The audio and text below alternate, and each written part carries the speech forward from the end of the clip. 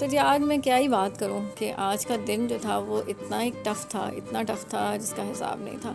Already काम का इतना प्रेशर होता है, ऊपर से जो है ना कोई ना कोई मुश्किल मुसीबत सर पे आ जाती है, तो फिर और ही बंदे का दिमाग घूम जाता है।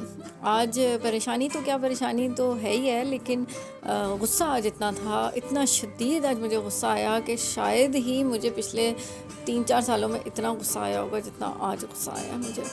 और वो इस बात पे आया कि शायद हम, और मुझे बाद में एहसास ये भी हुआ कि शायद हम ही अपनी अगली नस्ल की इतनी अच्छी तरबियत नहीं कर पा रहे हैं कि वो इस तरह की हरकतें करती है।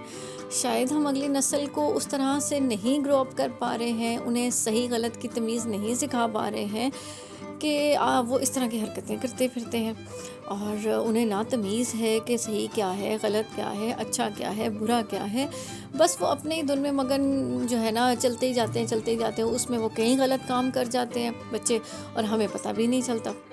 और मज़े की बात ये है कि माँ बाप को शायद पता भी नहीं होता कि उनकी औलादें क्या कर रही हैं, और अगर उन्हें पता चल जाए ना कि उनकी औलादें क्या कर रही हैं तो शायद वो जीते जी मर जाएंगे, कि ना उनको इंसानियत नाम की चीज़ ही ख़त्म हो गई है जैसे, और ना किसी का ख़्याल है कि यार एक बंदे की कोई चीज़ है, हम उसे नुकसान पहुंचा रहे हैं, अगले ने कितनी मेहनत से बनाई होगी, या हमारे नुकसान पहुंचा देने से क्या होगा, सिर्फ आपकी ईगो सेटिस्फाई हो जाएगी, सिर्फ वक्ती तौर पे आपको जो है ना वो हो जाएगा कि हाँ जी हमने बहुत बड़ा कारनामा सर अंजाम दे दिया। लेकिन हकीकत में तो ऐसा नहीं है। हकीकत में तो आप एक घटियापन का मुजाहरा कर रहे हैं।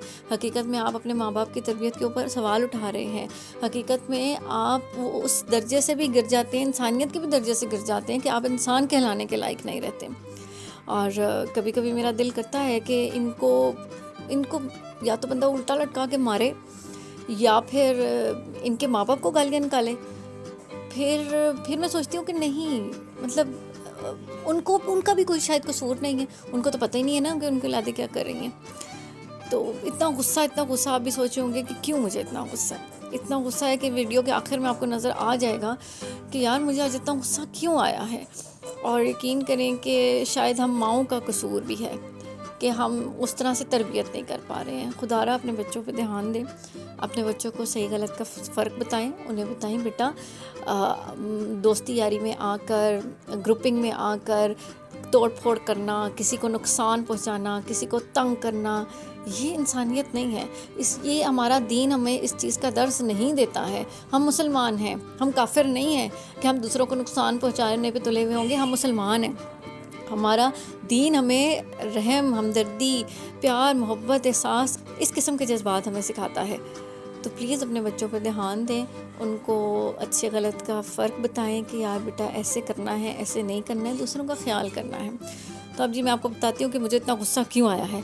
मुझे इतना गुस्सा इसलिए आया आज कि जी मैंने एक जगह पे अपनी स्कूटी खड़ी की, और कुछ बदतमीज़ किस्म के और गैरतमंद बे आप खुद लगा लें साथ में, और इस किस्म के जो लोग थे उन्होंने मेरी स्कूटी को तोड़ा, और उन्होंने शीशा मेरा पूरा तोड़ दिया।